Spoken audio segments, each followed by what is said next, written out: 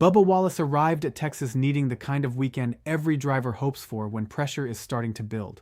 A smooth practice session, a clean qualifying run, and a steady race where the focus stays on performance instead of damage control.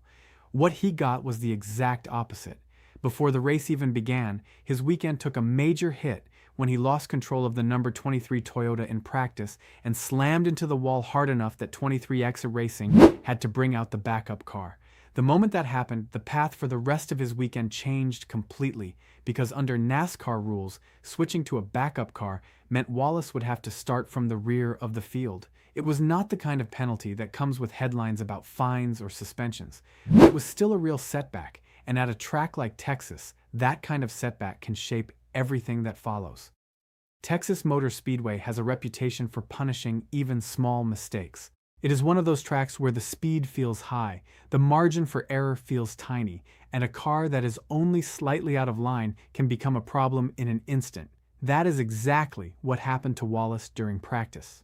The frustrating part for his team was that the car did not look slow before the crash.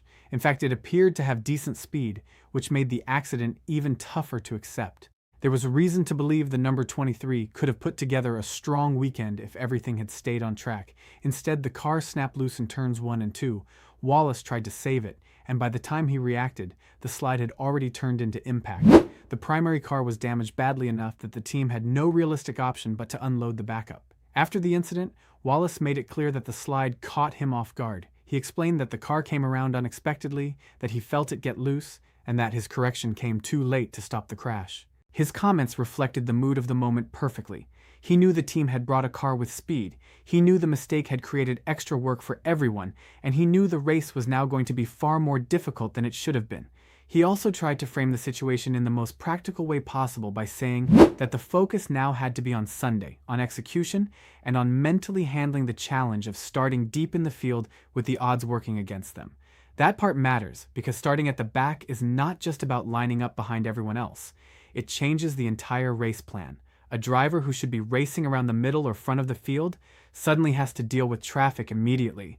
The car loses the advantage of clean air, the team loses the benefit of a strong pit stall. Every stage becomes more complicated, because instead of maintaining position or building strategy from a good starting spot, the driver has to spend the opening laps just trying to survive the traffic and move forward without abusing the tires or getting caught in someone else's mess.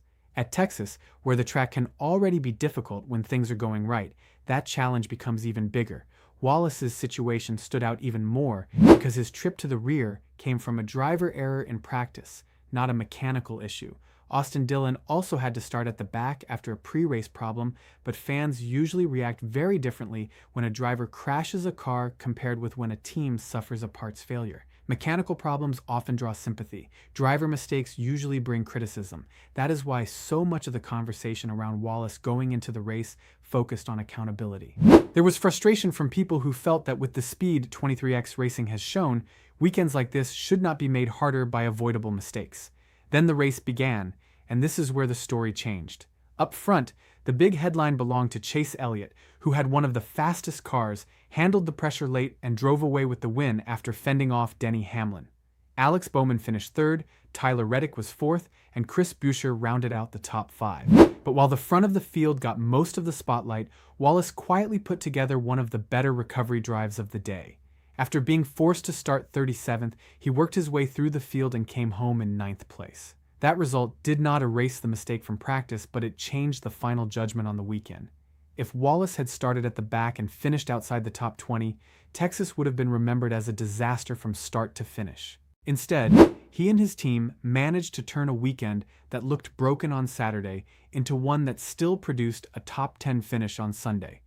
That does not make the crash acceptable, but it does make the response meaningful. In a long NASCAR season, not every race is going to unfold cleanly, and the teams that stay relevant are often the ones that know how to salvage strong finishes from bad situations. That is exactly what the number 23 team did at Texas. At the same time, it is fair to say that Wallace is at a point in his career where expectations are higher than they used to be. He is not viewed as a driver simply trying to hang around in the Cup Series anymore. He has won races, reached the playoffs, and drives for an organization that can bring competitive cars to the track. With that comes a different standard. When you are in quality equipment, people expect cleaner weekends, sharper execution, and fewer self-inflicted problems. That is why the practice crash drew so much attention. Fans who are critical of Wallace looked at Texas and saw another example of a fast car being put in a difficult position because of a mistake that did not need to happen.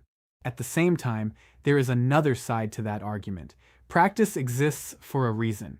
Drivers are trying to understand the limit of the car, the track, and the balance underneath them. Sometimes finding that edge means going slightly too far. Wallace even acknowledged that idea by suggesting that he pushed, found the limit, and would learn from it. Some people will hear that and think it sounds like a reasonable explanation. Others will hear it and think it sounds too forgiving. But from a racing perspective, both things can be true at once. Yes, pushing the car in practice is part of the job. Yes, crashing it while doing so is still costly. That balance is what makes motorsports so unforgiving. One group that absolutely deserves credit from this weekend is the 23X racing crew. When a driver damages a primary car in practice, the crew is the one forced into immediate recovery mode. They have to get the backup ready, make the necessary setup decisions, and prepare a car that may not have been the one the team expected to race, all under significant time pressure. There is no room for frustration to slow anyone down. The team simply has to respond. Wallace finishing 9th says a lot about the job that group did. This was not just one driver making his way through traffic, it was an entire team recovering from a bad Saturday with a disciplined Sunday. The rule itself was also straightforward. NASCAR did not single Wallace out for some unusual punishment. The move to the rear was automatic once the team went to the backup car. That part of the story should be kept in proper context. This was not a behavioral penalty or some dramatic judgment from the sanctioning body. It was simply the standard consequence of replacing the primary car after practice damage.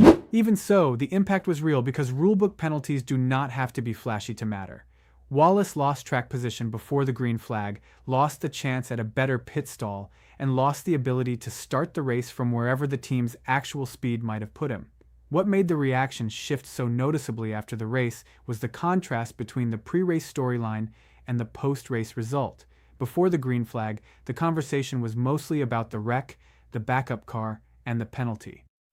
After the checkered flag, the conversation had to include the recovery.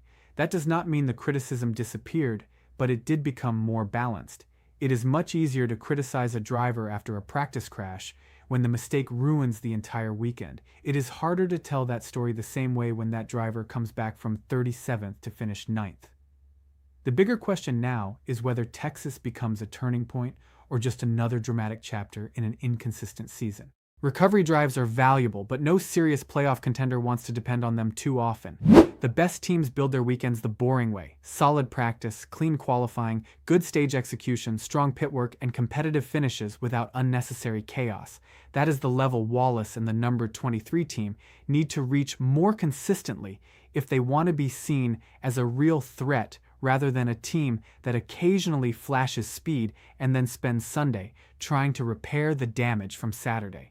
So the fairest way to sum up Bubba Wallace's Texas weekend is probably this: the mistake was real, the criticism was understandable, but the comeback was strong. You cannot ignore a practice crash that forces a backup car because that kind of error puts stress on the entire team. But you also cannot ignore what happened next. Starting 37th and finishing 9th at Texas is not a small achievement. It shows resilience, race pace, and the ability to avoid letting one bad moment define the entire weekend. Now the challenge is turning that kind of resilience into consistency. If Wallace uses Texas as a lesson and begins putting together cleaner weekends with similar speed, then this race may eventually be remembered as a useful reset, the kind of weekend where a team showed how tough it could be under pressure. But if the same kinds of mistakes keep happening, Texas will be remembered differently, not as a strong recovery, but as another warning sign in a pattern that should have been broken by now. In the end, Texas showed both sides of Bubba Wallace's current situation. On one side, there is the frustration of a costly mistake in practice that immediately put him behind. On the other, there is the determination to recover, fight through traffic, and still leave with a top 10 finish. The crash made the weekend harder than it had to be, but the result kept it from becoming a complete failure. That is why this performance matters. It was not perfect, but it was a reminder that even when the number 23 team creates a problem for itself, it still has enough speed and enough fight to answer back.